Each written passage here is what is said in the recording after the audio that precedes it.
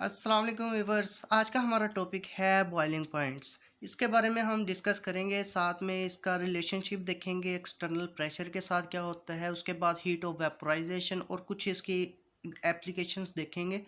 चलिए स्टार्ट करते हैं स्टेटमेंट। आपने देखा होगा कि घर में जब कोई बॉईल किया जाता है, आलू बॉईल करते हैं या अंडा एग उसे बॉईल करते हैं तो एक वेपोराइजेशन होती है। तो जब हम हीट प्रोवाइड करते हैं और वो वेपर्स में कन्वर्ट होता है तो उस प्रोसेस को हम बॉइलिंग पॉइंट कहते हैं। जनरल स्टेटमेंट देखते हैं तो ये एक ऐसा टेम्परेचर है जहाँ पे vapour pressure of a liquid, जो कि वेपर प्रेशर ऑफ लिक्विड होता है, becomes equal to the atmospheric pressure. Atmospheric pressure जो कि एक्सटर्नल प्रेशर होता है इसके इक्वल हो जाता है तो बॉयल बॉयल करना स्टार्ट कर देता है, वाटर हो जो भी लिक्विड हो। तो उस प्रोसेस को हम बॉइलिंग पॉइंट कहते हैं, जहाँ पे एक मखसूस टेम्परेचर पे जब कोई चीज़ बॉयल की जाती है तो उस पॉइंट को हम बॉइलिंग पॉइंट कह देते हैं। अब देखें यहाँ पे एक, अगर हम वाटर की एग्जांपल लें तो वाटर का बॉइलिंग पॉइंट होता है 100 डिग्री सेल्सियस। तो इसी तरह अब देखते हैं, अब यहाँ पे ये एक्सटर्नल प्रेशर, इसका हम रिलेशनशिप देखते हैं कि बॉइलिंग पॉइंट्स का एक्सटर्नल प्रेशर के साथ क्या रिलेशन है। अब बॉइलिंग पॉइंट्स को देखें। बॉइलिंग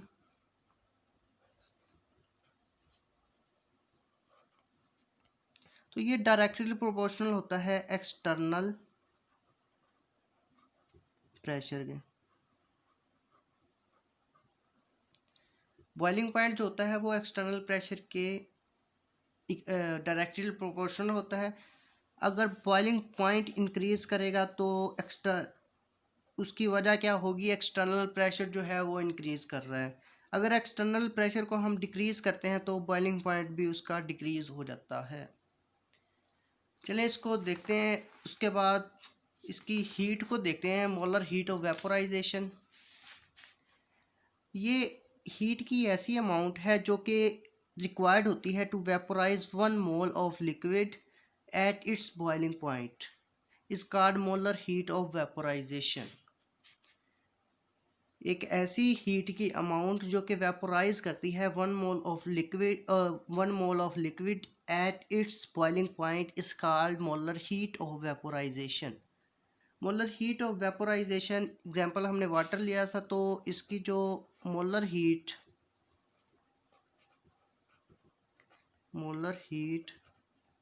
ऑफ वेपोराइजेशन होगी वो 40.6 किलो जूल पर मोल।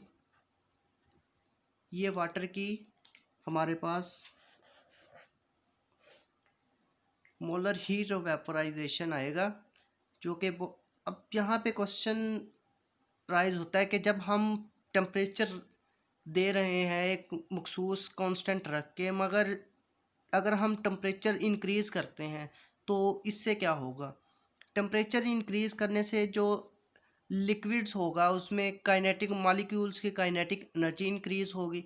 इंक्रीज़ होने की वजह से जो वेपोराइजेशन का प्रोसेस होगा वो इंक्रीज़ होगा, मगर ये एक लिमिट तक होता है। उससे ज़्यादा हो तो उसके बाद जो टेम्परेचर प्रोवाइड किया जाता है उसकी वजह से टेम्परेचर ज़्यादा इंक्रीज़ तो नहीं होगा, मगर वो जो हीट पैदा होगी वो मॉलिक्यूल्स को डिकम्पोज करने के लिए यूज़ होगी, जिसकी वजह से वेपोराइजेशन हो जाएगी इजीली, क्योंकि जो लिक्विड के मॉलिक्यूल्स होंगे उनमें बॉन्ड्स जो होंगे वो ब्रेक डाउन करना शुरू हो जाएंगे।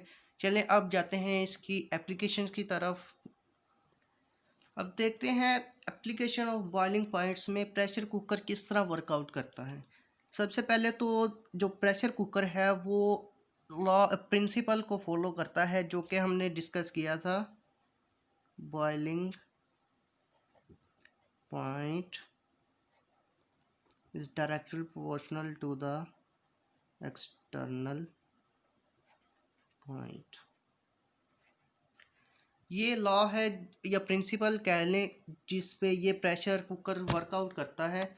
वर्कआउट कैसे करता है कि जब अब देखें ये हमारे पास एक ये कुछ इस तरह का प्रेशर कुकर होता है, कुछ इस तरह का प्रेशर कुकर होता है। अब देखें ये है क्लोज कंटेनर, जैसे हमने पहले डिस्कस किया था ये एक क्लोज कंटेनर है। जब हम इसे कोई हीट प्रोवाइड करते हैं, टेम्परेचर देते हैं, तो जिसकी वजह से जो लिक्विड हमारे पास, अगर हम वाटर बॉईल कर रहे हैं, जो भी वाटर लिया हुआ है, तो इसके जो वेपर्स बनेंगे वो upper surface of pressure cooker के पास जाएगा, मगर क्योंकि ये क्लोज है जिसकी वजह से ये बैक वापस आएगा, जिसकी वजह से ये अगेन प्रेशर डालेगा on the surface of liquid, जिसकी वजह से जो काइनेटिक एनर्जी और इसका रीज़न जो बनता है कि ये वाटर को जल्दी बॉईल करना स्टार्ट कर देता है, बॉईल करना स्टार्ट कर देगा। इसके बाद देखें तो इसमें जो एक और एप्लीकेशन है जो कि वैक्यूम डिस्टिलेशन है, ये शॉर्ट क्वेश्चन भी आता है और बहुत इम्पोर्टेंट भी है। वैक्यूम डिस्टिलेशन देखें तो ये बहुत ही इंटरेस्टिंग और बेनिफिट वर्क है, या कह लें कि इस प्रोसेस से हमें बहुत बेनिफिट मिलता है। बेनिफिट पहले इसके स्टेटमेंट देखते हैं।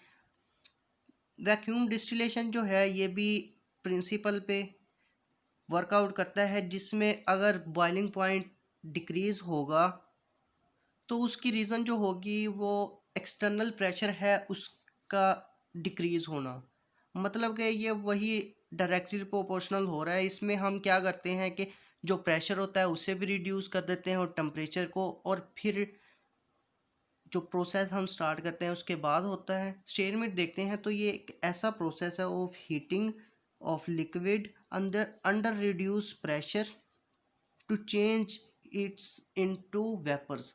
अब एक लिक्विड है उसे हम रिड्यूस प्रेशर पे चेंज करते हैं into vapours at lower temperature, उसको लो टेम्परेचर प्रोवाइड करके रिड्यूस प्रेशर करके, तो जो लिक्विड को हम वेपर्स में कन्वर्ट करते हैं और जो कंडेंस करते हैं the vapours to a liquid, again condense कर देंगे वेपर्स को इनटू लिक्विड, तो इस प्रोसेस को हम कहते हैं वैक्यूम डिस्टिलेशन। ये बहुत बेनिफिट होता है क्योंकि इससे हम कई कई चीज़ें जो बेनिफिशियल होती हैं वो हम इजीली कर सकते हैं, वो भी मैं डिस्कस करता हूँ। इससे पहले कि इसका हम वर्कआउट देखें क्या, इसको समझने के लिए हम एक एग्जांपल देते हैं जिसमें हम ग्लिसरीन को यूज़ करेंगे। इसका जो टेम्परेचर होता है ना वो होता है 290 डिग्री सेल्सियस, प्रेशर कितना होता है 760 टॉर। अब देखें इस टेम्परेचर पे हम ग्लिसरीन को बॉईल करते हैं, तो इसका जो हमें लॉस होता है वो ये होता है कि या इस टेम्परेचर पे जो डिकम्पोजिशन स्टार्ट हो जाती है,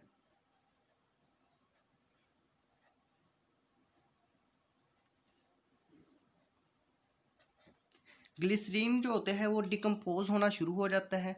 तो हम इस एप्लीकेशन या प्रोसेस से हम जो ग्लिसरीन होता है उसे इजीली और बेनिफिशली हम यूज़ कर सकते हैं। वो किस तरह करेंगे, जैसा मैंने पहले बताया कि रिड्यूस प्रेशर करेंगे, उसके बाद लोअर टेम्परेचर पे रखेंगे।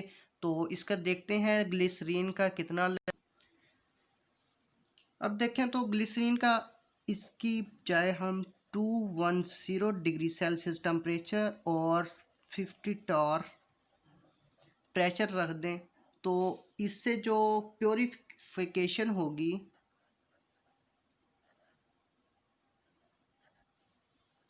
वो इजीली हो जाएगी और जो डिकम्पोजिशन है वो भी नहीं होगी, और जो हमें अमाउंट चाहिए होती है वो by using vacuum distillation process हम इजीली उसे ऑब्टेन कर सकते हैं।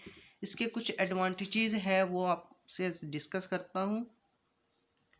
सबसे पहले है तो वैक्यूम डिस्टिलेशन जो प्रोसेस है ये हमें टाइम कम यूज़ करना पड़ता है, जिसकी वजह से काफ़ी टाइम हमें बच जाता है। उसके बाद इकोनॉमिकल, इकोनॉमिकल क्या है कि इसमें जो फ्यूल्स हम यूज़ करते हैं फॉर हीट, लो टेम्परेचर कर देते हैं, जिसका मतलब हमें फ्यूल या ईंधन की कम ज़रूरत पड़ती है, जिसकी वजह से ये इकोनॉमिकल होता है प्रोसेस। उसके बाद जो होता है decomposition of many substance can be avoided. अब देखें, जब हम टेम्परेचर ज़्यादा कर देते हैं तो जिसकी वजह से मॉलिक्यूल्स जो होते हैं डिकम्पोज होना शुरू हो जाते हैं। मगर वैक्यूम डिस्टिलेशन जब हम करते हैं तो यहाँ पे लो टेम्परेचर होता है, रिड्यूस प्रेशर किया होता है, जिसकी वजह से जो डिकम्पोजिशन होती है वो बहुत कम होती है।